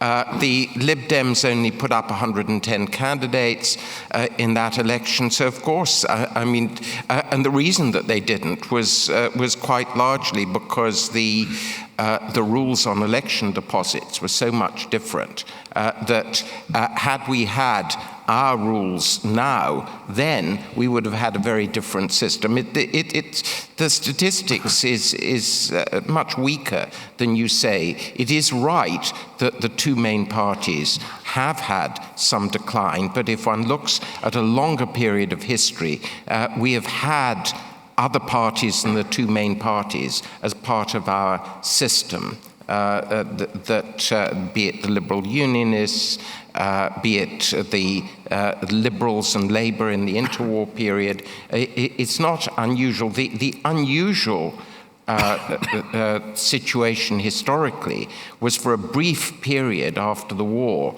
when you did have a very unusual form of two-party dominance. And so there is a certain selectivity in your statistics.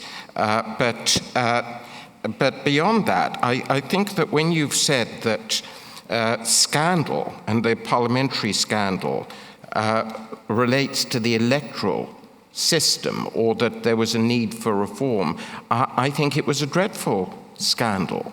And I have no remit for the MPs who are on the take.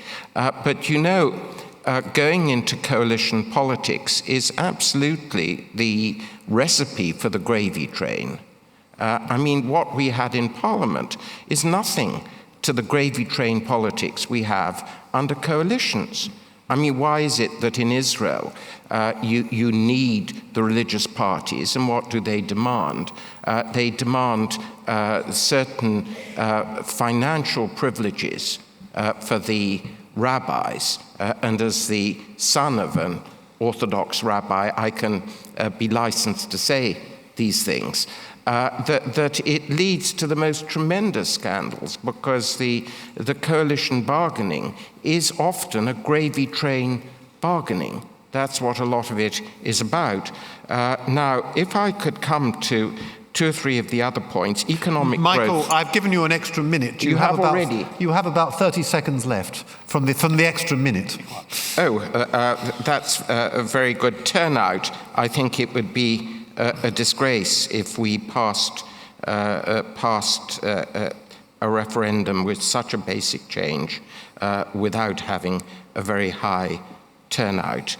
And finally, on compromise, I think that coalition government often doesn't lead to compromise. It leads to a bargain between different small parties, each of which are determined to have a veto power on one pet policy. And so you can have, as I say, in Israel with the religious parties, in Britain we would have a complete veto on European policy by the Lib Dems. You don't have compromise, you have entrenched positions that coexist with each other. Thank you. Thank you. Peter. Michael accuses David of cherry-picking his dates, and then Michael goes in for the most whopping cherry-picking of all. Israel. For goodness sake, Michael, Israel has the most ludicrous proportional system on earth. If they had AV, you would not have the issue of the religious parties. So, you're being ridiculous. At least I hope you know you're being ridiculous. Why don't more democracies use it? If first past the post was so good, why doesn't the Tory party use it to select its candidates and its leader? Why doesn't the Labour Party use it to select its candidates and its leader? Why don't the Liberal Democrats use it to select its candidates and its leader? Why don't we use it to select our mayors? So, AV is already there in Britain, including in the Conservative Party, which so hates the reform. And on the issue of mayor, we're told, we heard earlier, won't parties be scrabbling in the gutter for the second preferences of BNP voters? Well, we can look at what happened. We don't have to guess. We can look at what happened in London in 2008. The BNP did sufficiently well to pick up, under proportional voting, to pick up a member of the Greater London Assembly, and Boris and Ken both had to fight for preferences. And to their credit, neither man pandered to the BNP right, the BNP vote. They didn't do it. I think it's to their credit, and also in their self-interest, because any major party that was seen to pander to the far right, or for that matter, if it arose far left extremists, would lose shed loads of votes elsewhere in the system. So the AV is bad for BNP as a party, and it's irrelevant in terms of getting BNP votes. Final point. On this issue of coalitions, look, let's be grown up.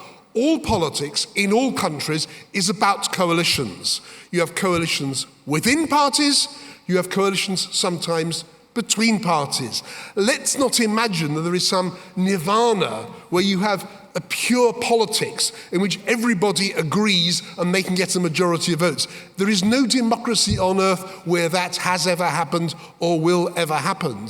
The issue, and honest people can have different views, is how far it is better to have coalitions within parties, and how far is it better to have more parties and coalitions between parties. I don't think there's an absolute right or wrong. I think the issue is transparency and honesty, but I don't think you can use either for AV or against AV, or for or against any other election system, saying coalitions either great or coalitions boo. All politics is about coalitions. Let's be grown up about it.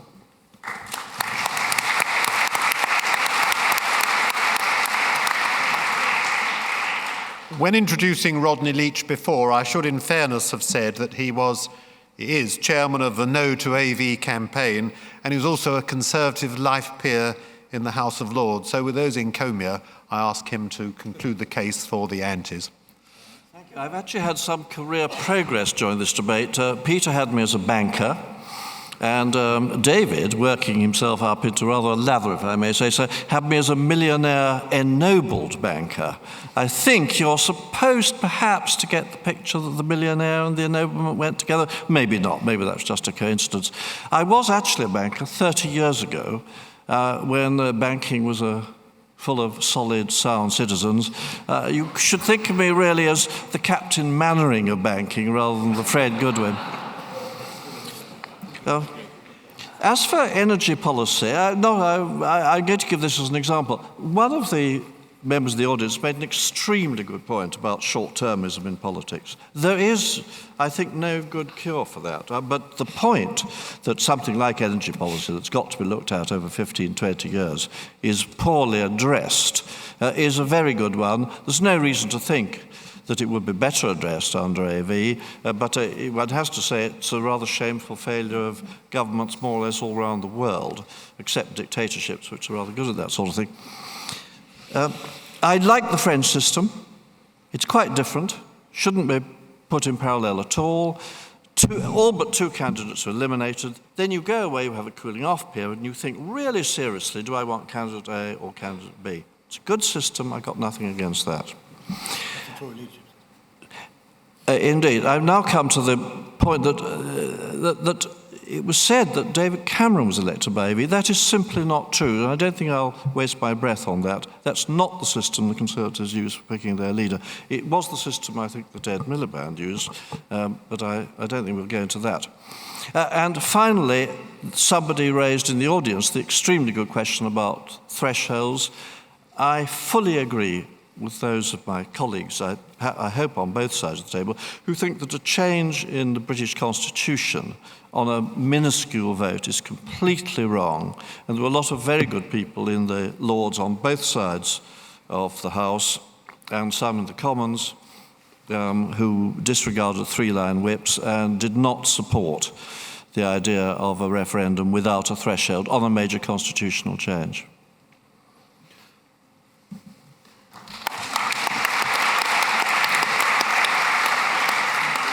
Anthony Barnett will make the final speech for the yeses. Very, very good and interesting discussion. Very good debate, points on all sides. On some of the questions that have been put of the six, I'm going to address three. I think it was the lady there who asked about what about an AV system on this actual polling, this voting. There's a big difference between deciding a policy. I'm for people being more engaged in actual real outcomes with a deliberative process where they then vote on those outcomes. But that's obviously different from electing a representative on your behalf to create a national parliament. That's where the issue of proportionality or alternate voting comes in. So it's not the same process. But it brings me to the second question about the nature of compromise. And the thing is, I think it's very simple. There are principled compromises and unprincipled compromises. There can be honest compromises and dishonest compromises. The problem we have with the Liberal Democrats, to take this one example, which is very current, about student fees, is everybody knew they weren't going to be part of the government.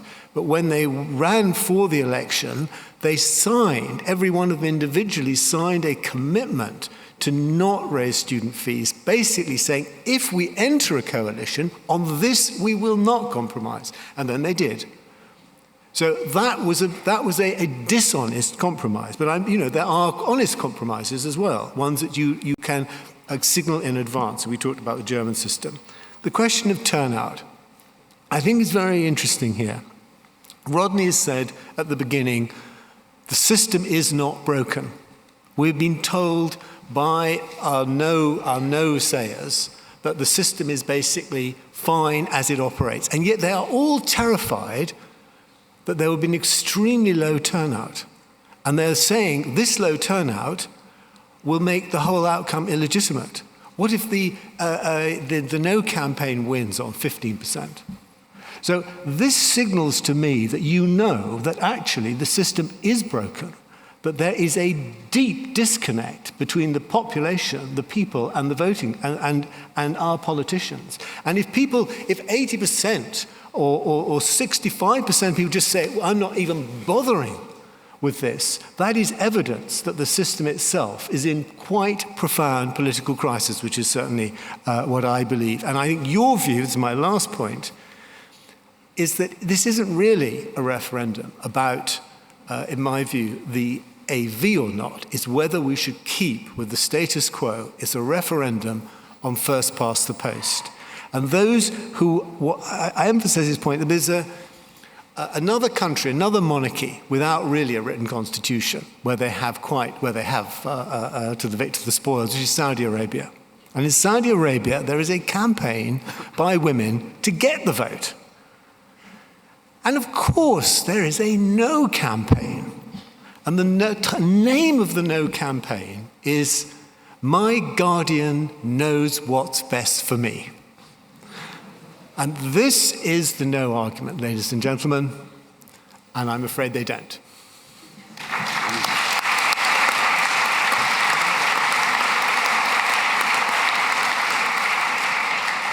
Well, ladies and gentlemen, that concludes the debate, and I now have the final figures much more rapidly, I think, than we'll get them next week with the referendum. You may remember the vote before the debate was 168 for the alternative vote, 199 against, and 112 don't knows. Now, after the debate, there are just 11 don't knows. The fours have 240 votes, and the antis have 258 votes.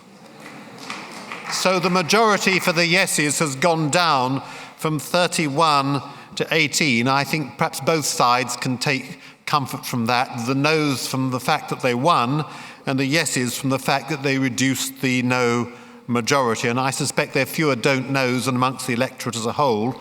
And before thanking the panel, I would like to thank the audience. I'm sure the panel will agree with me for their questions and statements. Oscar Wilde, after one of his plays was very strongly applauded, came to the front of the curtain and said he didn't know what he thought about the play, but he did think the audience were magnificent, and I think that's true tonight as well. But can you please thank the panel as well?